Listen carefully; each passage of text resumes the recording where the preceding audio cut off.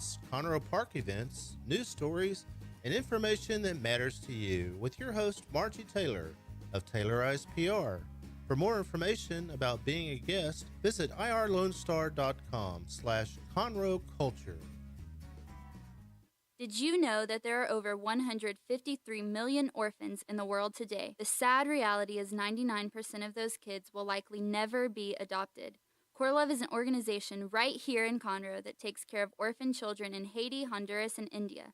We bring the love of Jesus by providing their 6 basic needs of clean water, proper food, healthcare, education, job skills, and a loving home. Visit corelove.org, that's CORELUV.org. Will you help defend the orphan?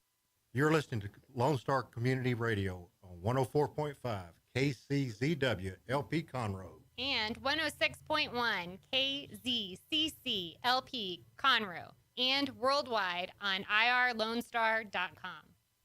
Thank you for listening to Lone Star Community Radio. This program was broadcasted and recorded live from the LSCR studios in downtown Conroe, Texas. Lone Star Community Radio is supported by listeners like you. Donate and sponsor today. For more information on getting involved with Lone Star Community Radio, contact us at lscrstudios@gmail.com or visit us online at www.irlonestar.com. Good morning, ladies and gentlemen. Welcome to this week's version of the Weekly Business Hour. Glad to have you join us this morning. I'm Rick Schissler. I'm your host. I'm also a Silver Fox advisor and the founder of OneBestConsult.com. I think we've got a good show lined up for you today. Hopefully some takeaways that you can use even today in your business. First question of the business day for you. How about this inflation? A lot of discussion, a lot of press being taken up discussing this inflation, which seems to have exploded in the first quarter of 2022. My point back to you is be sure you adjust your pricing and also your purchasing to take into consideration the inflation. Don't get caught short. Small business in general is very well known for not wanting to increase their prices. But I submit to you that it is critically important that you look at the issue.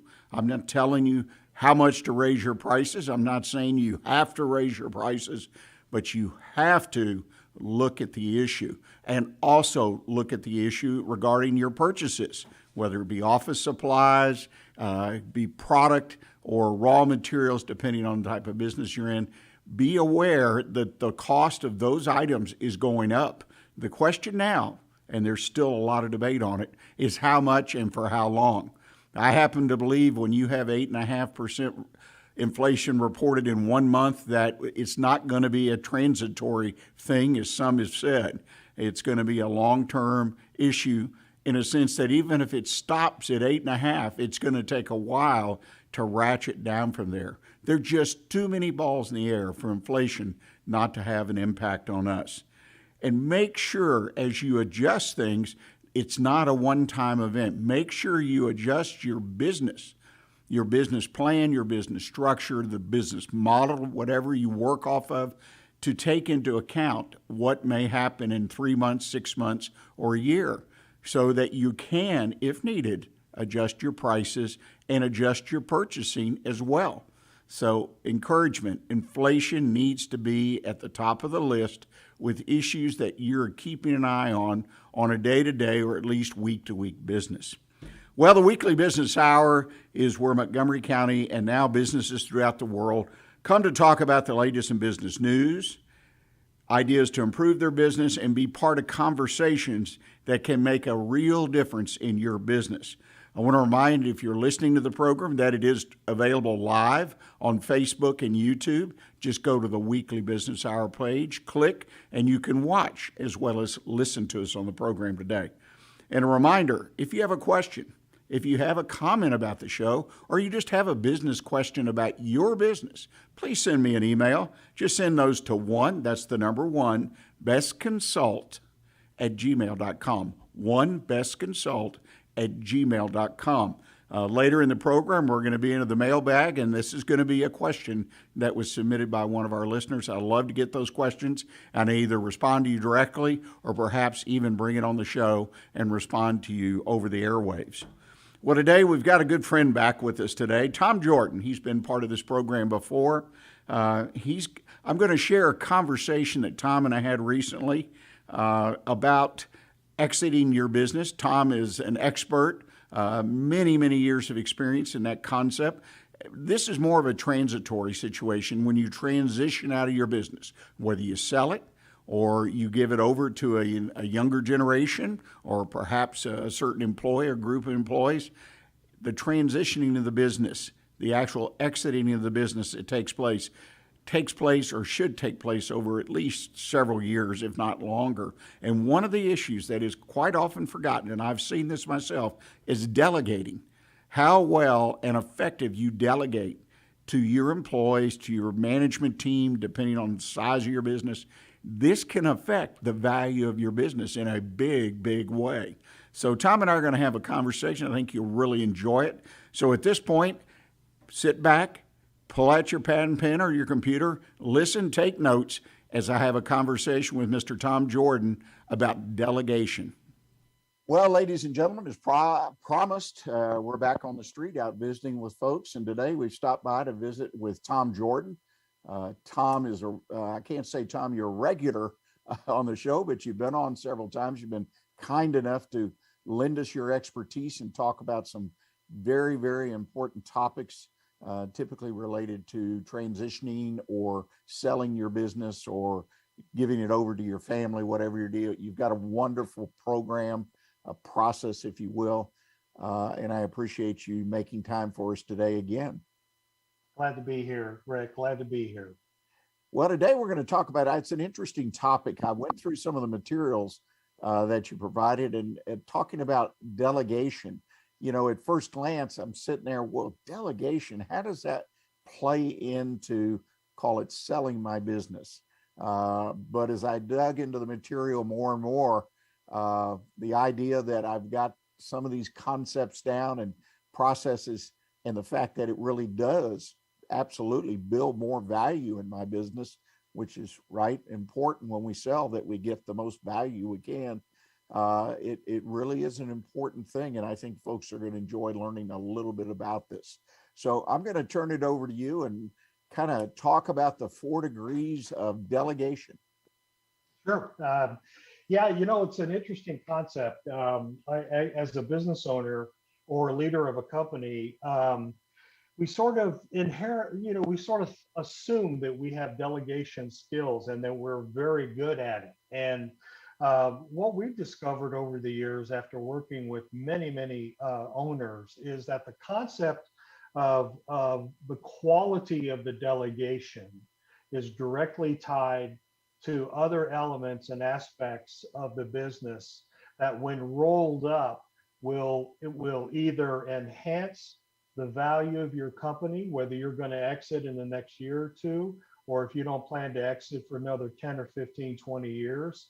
And it will bring much more alignment culturally in the company with your employees. So let's talk a little bit about, you know, what we're going to talk, you know, the subjects we'll talk about today. And I just wanted to give you just a heads up. I always like to tell people what they're about getting in, what they're going to get into. And then if there are any questions that you have for me, Rick, at the end, I'll be happy to answer any of those, and then we'll go from there. So in other words, hey, start with, how would you rate your ability to delegate? And I always ask that question, and a lot of times I get kind of strange looks. I get sort of puzzled looks. And I get the question, well, what do you mean? And so what I want you to do, listener, is just kind of make a little note between a 1 and a 10. How would you rate your ability to delegate? And whatever that number is, just write it down, and we'll revisit that in just a second. We're also going to talk about why delegation is important as it relates to the structure of your standard operating procedures, and ultimately some of the things that you do as you pre-exit or pre-transfer to family or to key employees.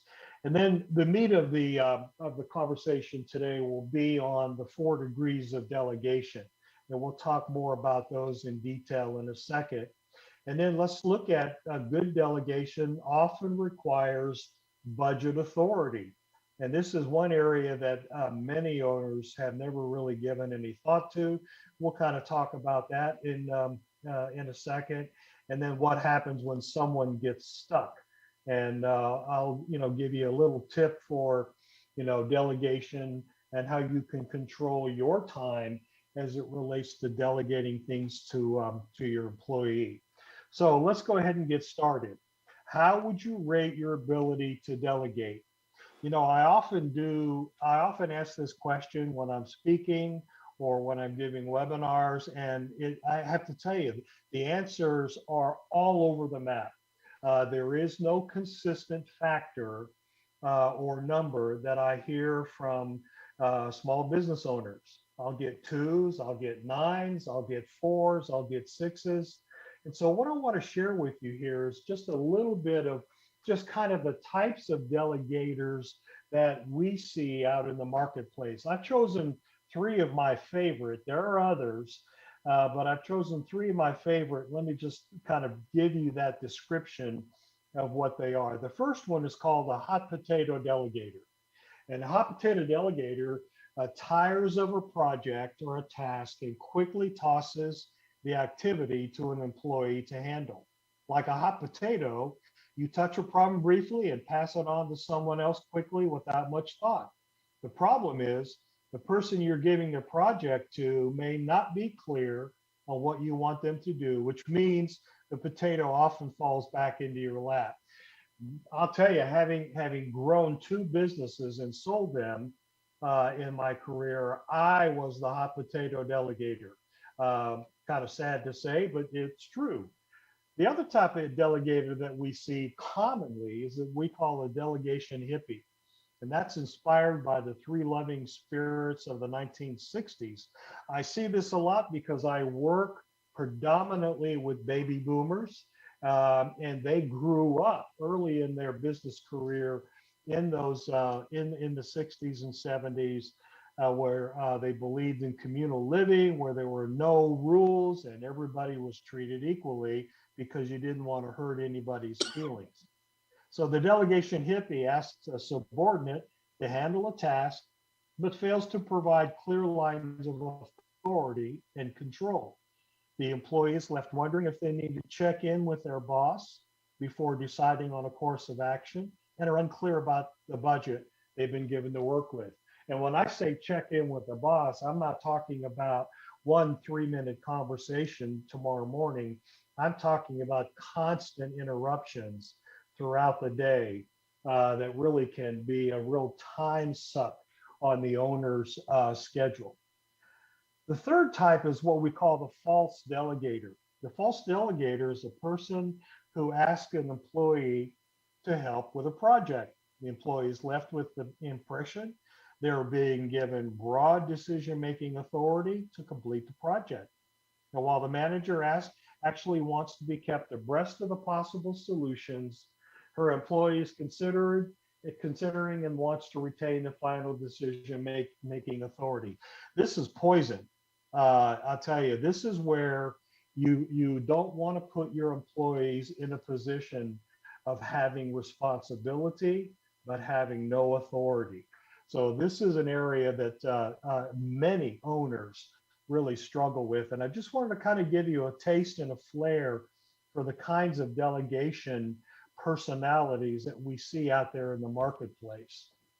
Now, you know what, Tom, if I can interrupt for a moment, one of the things I hope that our listeners get is, and it's been my experience as well as what I've read a number of times, is someone who is a good delegator, typically is a good leader, because it is an important part of being a leader. But the bottom line is, if I'm good at delegation, typically my business is top of the class. I mean, it is a well-run, managed business if I'm able to effectively delegate, because to grow a business, you've got to have that skill and you've got to be able to do it. So as people hear what you're saying, and this is how your value proposition came back to me, because if I'm good at this and I can delegate consistently, constantly, I built a good business. Hey, it's worth more when it gets to this point. But anyway, I didn't mean to interrupt you, but I wanted folks to realize But delegation really is an important ingredient of a successful business.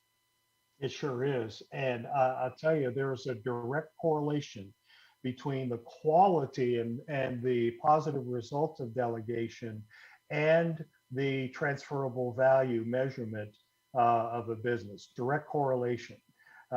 It's an often misunderstood or underlooked at aspect of running a business, but we've discovered that it is one of the key elements of building the foundation of running a good business with your employees. So let's take a look at why delegation is important.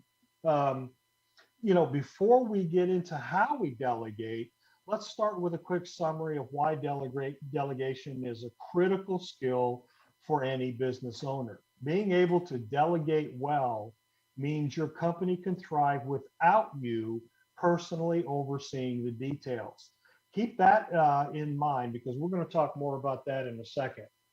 This freedom allows your company to grow without you as a bottleneck, while the quality of your work life improves as you no longer have to spend your time fighting fires and answering mundane questions. Best of all, your company's worth more. So you can see this chart below, these companies that can sustain a 3-month absence of their owner. And that's the question. Can you sustain a 3-month absence from your company? And I'm talking about not being there, not being in touch either digitally or in person, and not making any decisions. Can your company survive a 3-month absence of you not being there? And these are interesting statistics. Suffer a lot and not survive, 14%. Suffer a lot but survive, 19%. Suffer a little but survive, 23%. Hardly suffer at all and survive. So you can see that there is a large enough impact on the ability to delegate and have systems in place and standard operational procedures in place that allow you as the owner to be able to step back, maybe slowly over time, but be able to step back and let a lot of the day-to-day operations and decisions that need to be made, allow those to be made by other employees, key managers that you have, et cetera. And I'll tell you, it's a huge issue. Well, we're about out of time for our first break. I want to mention some years ago in Inc. magazine, one of their main writers wrote a column, business owner, and he came at it from a little different direction, but his idea was that he phased into it. So he could be gone for a week, but he had a schedule over a period of several years where he would work it up to where he was gone 30 days at a time, 3 times during the year, all about delegating and building a team, which is what your exercise shows, of people who could run that business and thus create more value. So we're going to take a short break here, ladies and gentlemen. We come back and we're going to talk about the 4 degrees of delegation and some of the ways that you can build your workforce, your management team, and delegate more effectively so that you do have a more valuable business. So please stay with us. We'll be right back with you. Don't forget to download the Lone Star Community Radio app from your Google Play or Apple Store. Bring Montgomery County's community radio with you anywhere with your smartphone or tablet. If you are in the Conroe area, tune in on FM.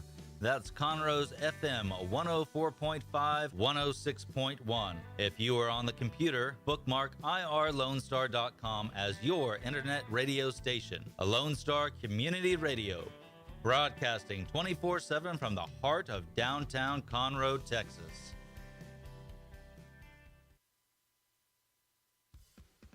From the beginning, the main purpose of the Cooperative Extension Service has been to change human behavior by teaching people how to apply the results of scientific research.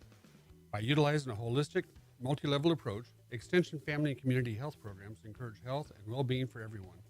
Addressing values, concerns, and needs with reliable science-based information, Extension programs help people lead healthier lives. We are Texas A&M AgriLife Extension, helping Texans make their lives better.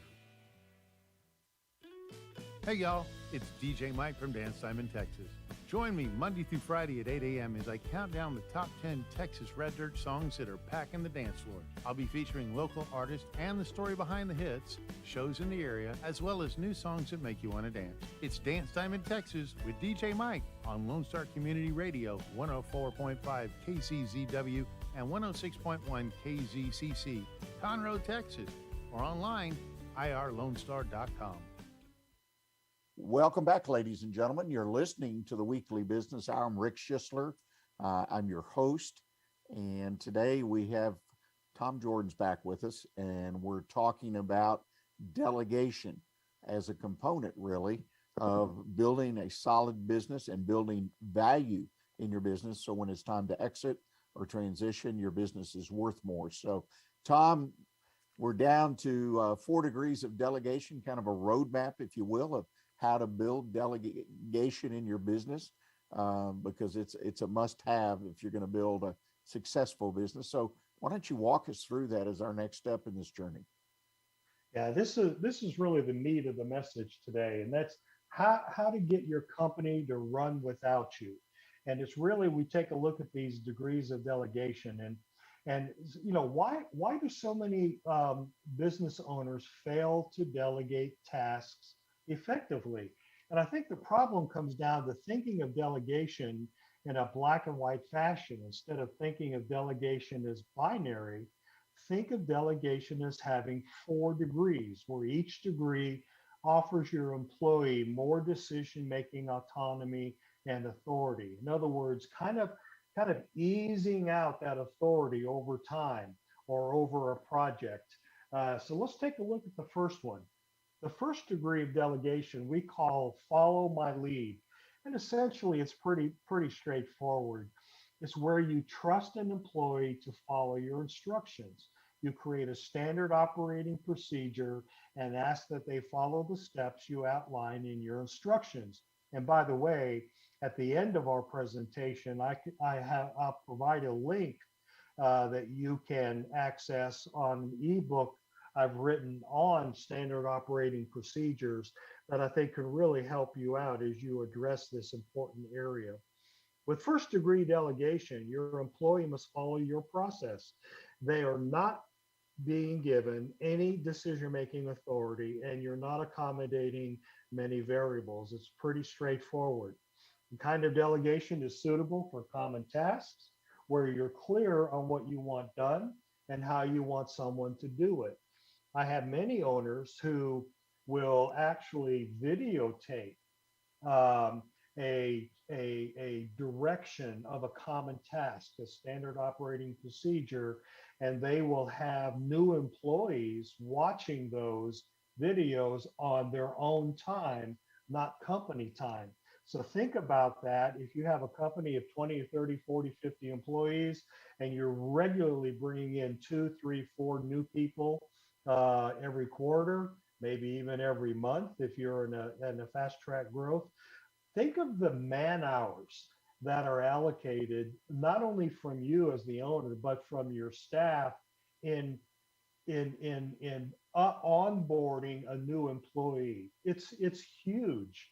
And this is one way that you can really address an issue that'll come up here in a few minutes, but kind of have the kind of delegation is just ideal for simple tasks carried out by relatively junior employees when you provided them with that standard operating procedures to follow. The second degree of delegation is what we call research and report. And that involves giving an employee a broader scope of responsibility to research the range of options for completing a project or task. You don't have the solution in your mind, so you'd like your employee to do some thinking and come back to you with some options. You're trusting an employee to do their own analysis and bring you a short list of options to consider. Importantly, with second degree delegation, the decision on which course of action to take still remains with you. The kind of delegation is ideal when you don't have the answer to a specific challenge and you'd like to see the breadth of possible options. These are usually high stake decisions that could have a negative impact on you and the company, and therefore you want to stay involved and make the final decision. There's some critical thinking required with the second degree of delegation. So it's important that your employee has good intuition for weighing options and some common sense. So, for example, you may ask an employee to do some research into flight options for traveling to a city. In this case, you don't want your employee to give you a laundry list of dozens of options. You would prefer they come up with 3 or 4 intelligent options for you to consider. Since you'll be the one you're sitting in the airport terminal waiting for a connection, if your employee makes the wrong judgment call, you'd like to make a final decision. Having spent many hours over my career in airports because the scheduling was not done properly in terms of the times you wait for those connecting flights, I can attest that this is an important one. So let's go on to third degree of delegation. But before we do, Rick, do you have any comments or thoughts? Well, again, first blush, looking at this, if I'm the manager or business owner, delegation takes work. I mean, it's not something that you just throw out there.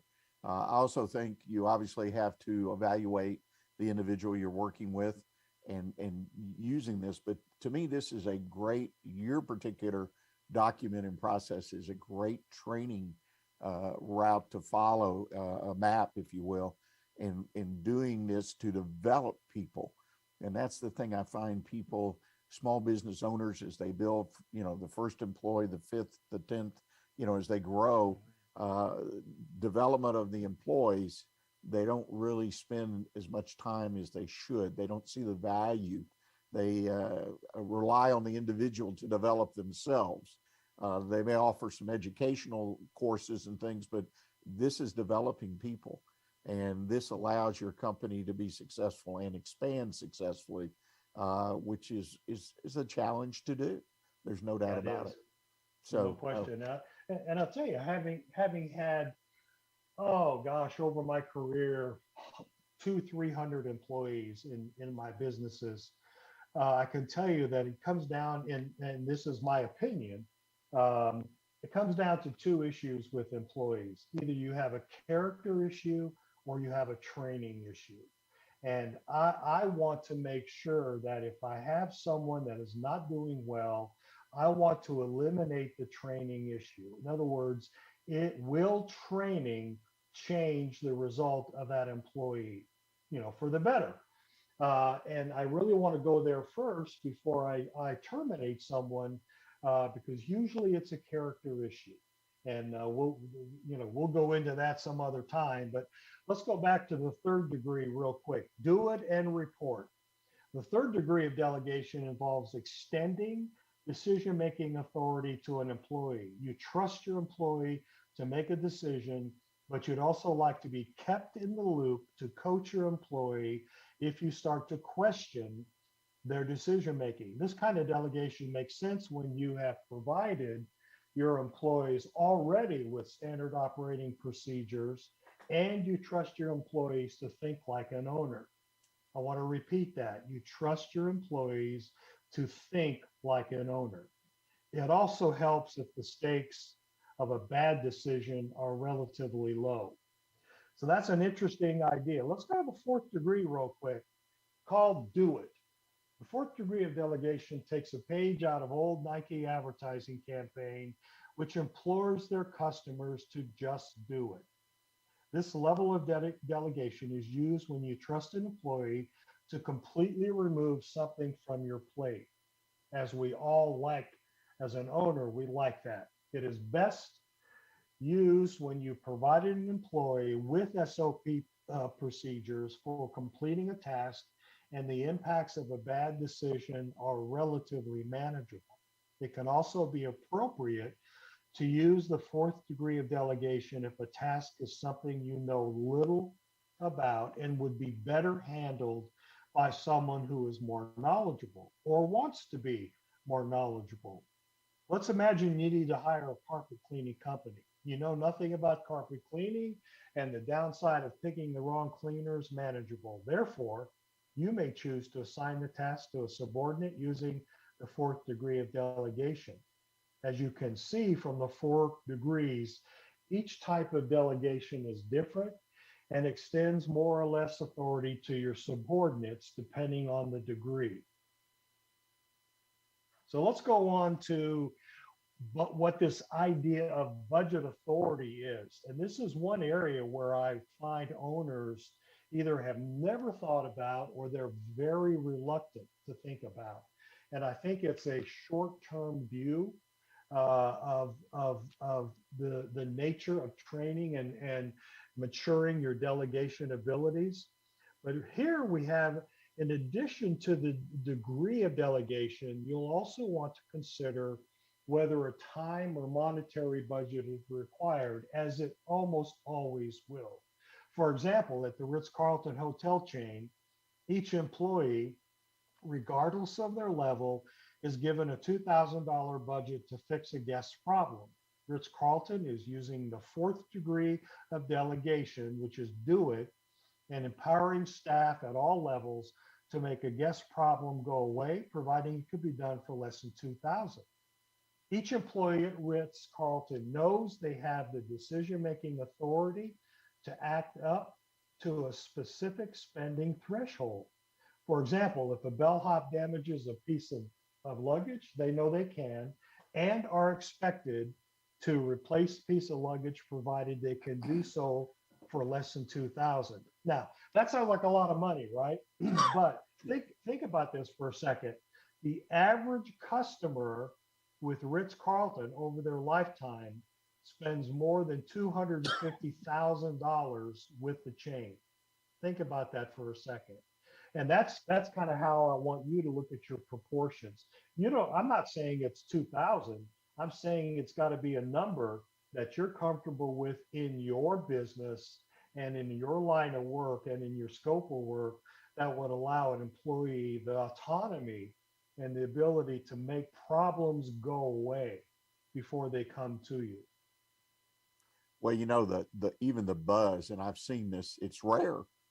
Your story, Ritz Carlton, I think I may have heard, but when you give someone that authority to solve a problem, whether, like you say, dollar amount, $100, $50, whatever it is, as a customer, you feel it's just amazing.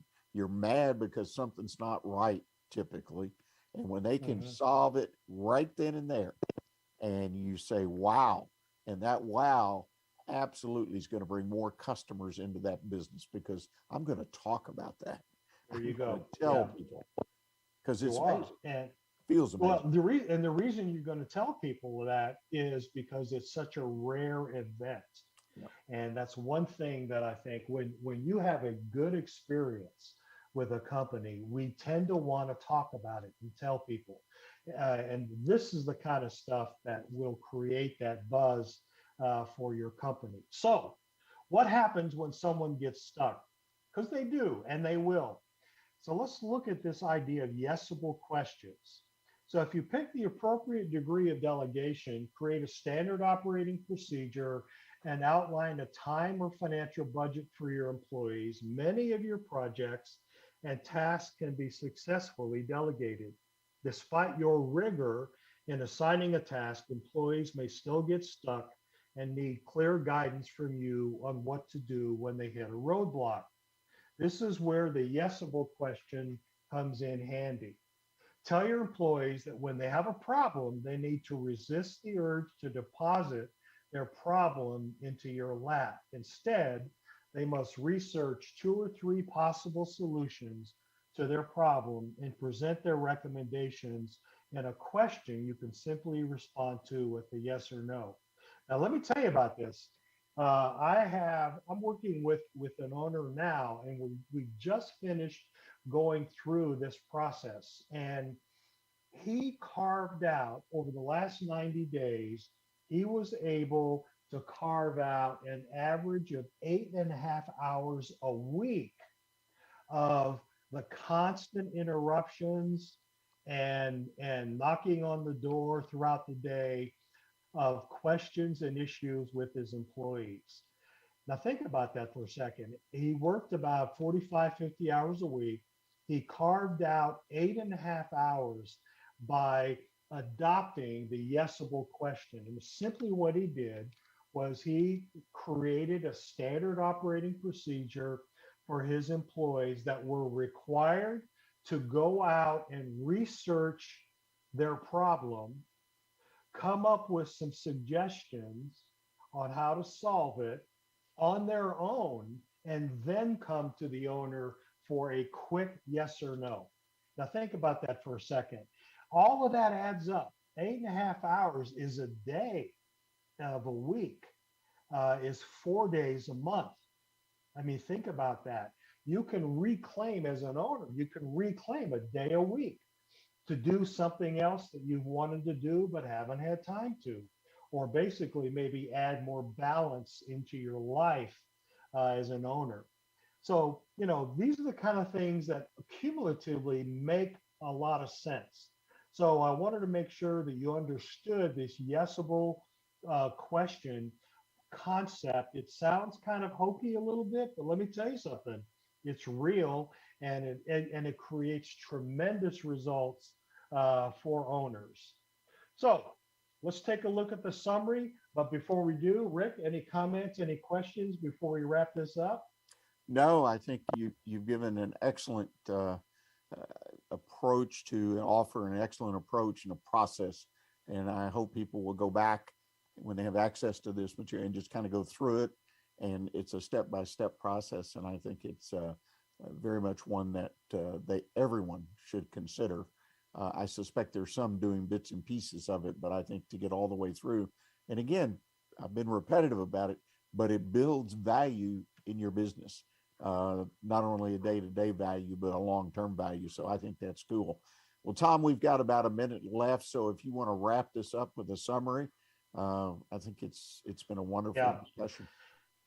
Mastering the art of delegation is not as difficult as you would think. You don't need to go out and read a dozen or more business books on the issue. It's really, really something that's simply addressed, and there are easy solutions. The key I have found is just sticking with it.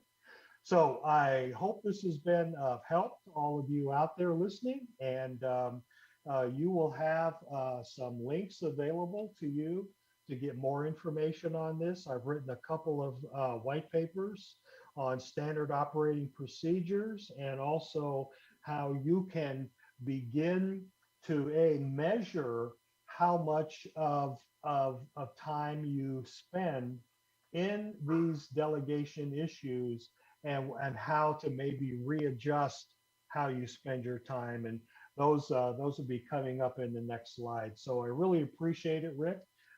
Thank you, and I'm going to turn it back over to you. Before we part company here, people want to reach out to you directly. Give us some contact information. Sure. The easiest way is to go to my website, and the name of my company is Exodus Comp Link, ExodusCompLink.com, ExodusCompLink.com. And you can find a lot of information there already. And if you need to have a conversation, just sign up for a 20-minute conversation on my calendar. Give me a call. I'm in San Antonio. Be glad to help you out. And or just send me an email. In any way, I look forward to hearing what you have to say. And if there's anything I can do to help you, let me know. Well, thank you, Tom. And as always, great information.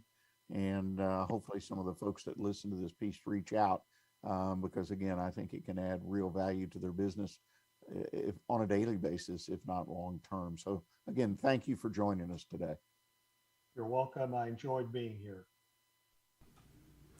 Well, ladies and gentlemen, I hope you enjoyed the conversation with Tom. I think there's a lot of good points in there for all of us. If we own a business, to be able to delegate in different ways at different times in the life of our business. But when it gets down to that transition, when it gets down to that exit time, it's so important. There's so many boxes to be checked, and that's one thing great about Tom and his organization. They'll provide you with checklist information work with you step by step if you choose to engage them, and help you make the most successful transition exit of your business that is possible. If you'd like to contact Tom, I know he gave us information, but I encourage you, if you're just curious a little bit, go to the website. I mean, his website at thomasjjordan.com has lots and lots of information and give you some ideas at least to think about and ways to improve your business. And don't forget that today's podcast videocast will be published in a couple days, be available on my website at bestconsult.com, onebestconsult.com. You can review the show, and if you have a mind of it, share it with somebody that's in business. Increase our listeners. I deeply appreciate it. We're going to take our bottom of the hour break, but before we do, let me tell you what's coming up the next half hour. First of all, we're going to the mailbag. Bill J. sent in a question about borrowing money at this time. This kind of ties back into the inflation issue that we discussed at the beginning of the show. And then my one best consult tip of the week, employee retention, another big topic out there. What benefits work to help retain employees? I'm going to give you a few ideas that I've read about recently and ones that I personally have used, and hopefully they might help you retain those good employees you already have. So please stay with us, and we'll be right back with you.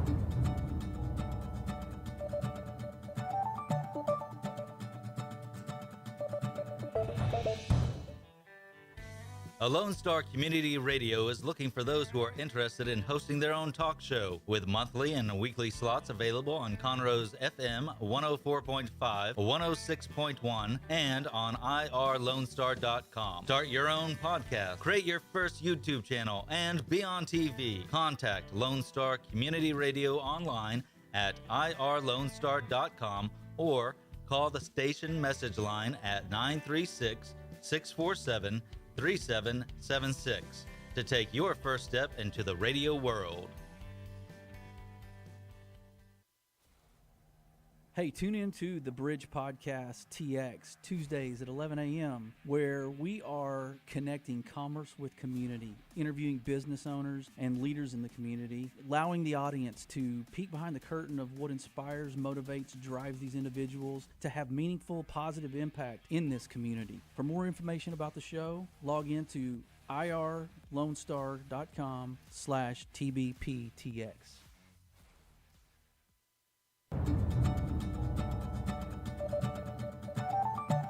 Ladies and gentlemen, welcome back. Hope you enjoyed the first part of the show today and the conversation with Tom Jordon. And let me remind you, in addition to my website, you can go to YouTube, Facebook. You can find the page, The Weekly Business Hour, and you can find a recording of today's show, video, podcast. And I encourage you, if you want to re-listen to something that you missed or, again, share, please do so. Well, what I want to talk about from the mailbag, Bill J., one of our regular listeners, sent in an email recently, and his question was, and I'll quote, "In the current financial environment, where should I look if I need to borrow money for my business?" I think that's a wonderful question. It's one of the things that is so important today as far as the impact of inflation on borrowing, especially small business borrowing. And I'm just going to take a couple minutes here and go through some steps that I would follow, just some basic steps. First is eligibility, meaning, are you eligible to borrow money? What do your financial statements say? You know, so many times I find that small businesses, unfortunately, do not keep accurate financial statements on their business, accurate and timely. And I've talked about this on the show and in different issues that come up with that. But when you're going to go to borrow money, if you've not borrowed before, and that's true of a lot of us, they're going to want accurate financial statements, at least 3 years back, sometimes 5. A lot of times you can substitute your tax returns.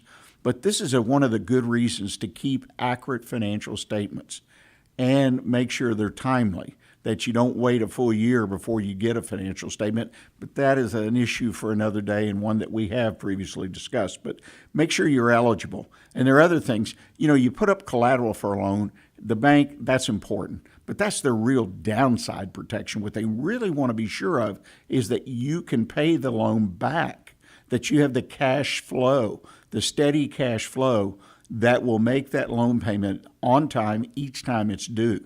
And then at the end of the day, their loan will get paid back. So the collateral that you put up, whatever it might be, receivables, inventory, equipment, your property, whatever it might be, yes, it's important, but it's really downside protection. So make sure that you have a positive cash flow and have a history of it, because you don't want to be disappointed. Now, specifically, I encourage you to start as a place to look at the Small Business Administration. They have some wonderful loan programs, and a lot of times their interest rates can be a little bit less. You know, with 8.5% projected inflation now, the interest rates are going up every day. We see it. Home mortgages, I read the other day, were up to 5%, and we were just down in the low twos. It seems almost like yesterday. So go to the Small Business Administration and look for loans there. Now, if you need some assistance, and that's something, again, if you don't borrow money very often or you haven't done it before, several of the people, for example, that are Silver Fox advisors, okay, Dick Hendy's the one that pops in my mind. Dick has 40 plus years in the financial industry, mainly in commercial banking. That's what he does. He works with businesses to get their company, particular financial records, everything lined up, and then actually will introduce them to lenders that are most likely to loan them money. So you can engage Dick if you have an interest in that. Gary Henderson is another Silver Fox advisor. Gary specializes at Small Business Administration loans. He's a banker and a wonderful individual. He's made an appearance on this show. So if you need that kind of resource, just send me an email.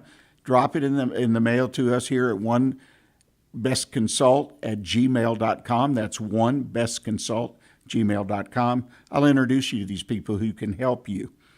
The other thing to keep in mind as I kind of close this subject up is specific lenders. There are a lot of lenders out there that do specific types of loans.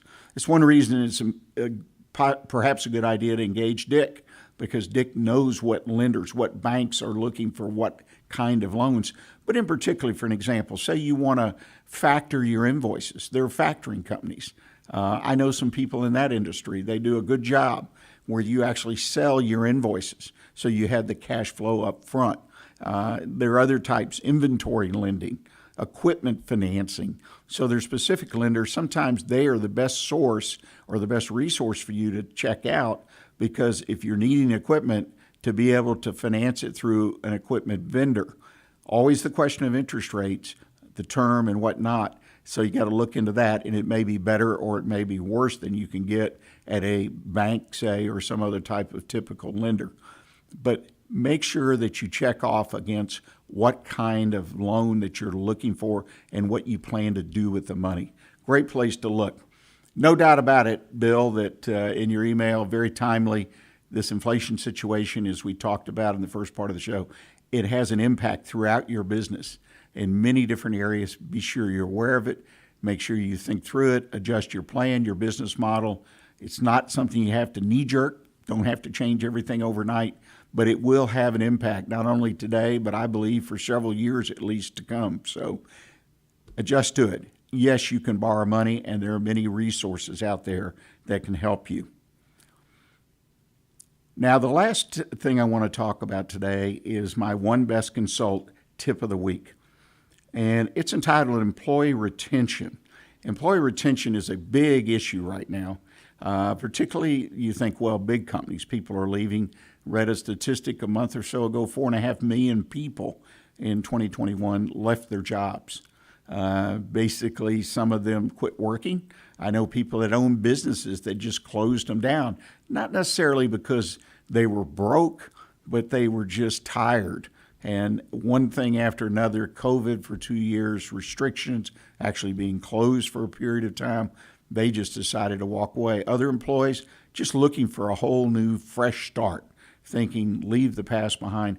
A lot of different reasons, but there are things that you as a business owner can do to retain good employees, and I want to talk about those for a minute because I think it's important that you use this opportunity to retain and perhaps in the long run build a better business for yourself and whatnot.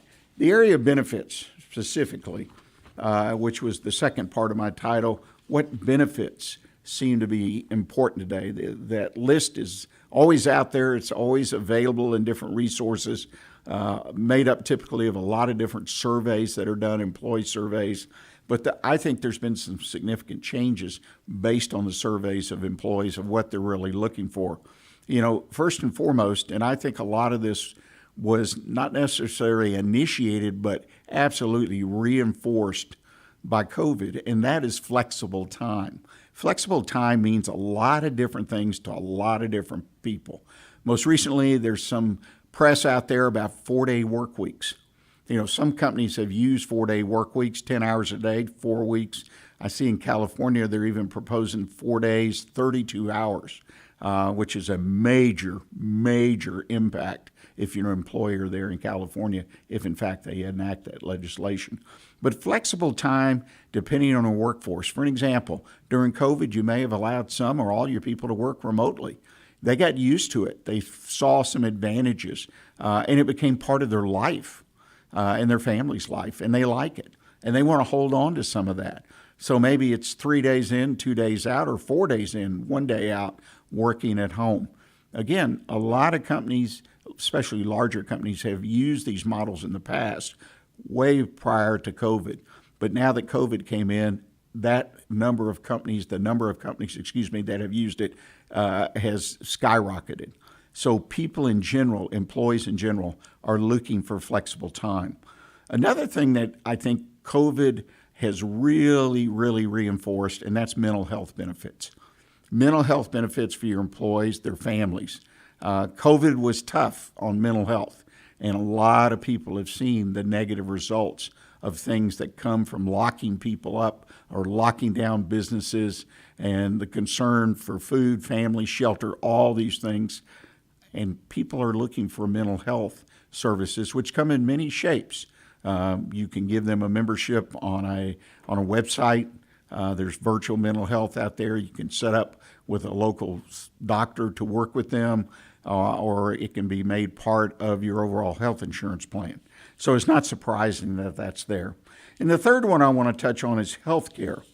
One of the things that some of the most successful clients I ever have worked with, one of the things they did and they had in common was health savings accounts.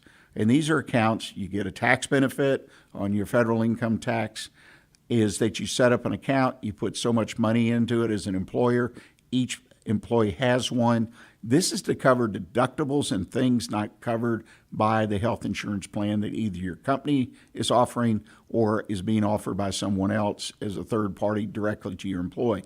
But check out health savings accounts. If you have a professional that works with you on your health plan in your company, talk to them about it.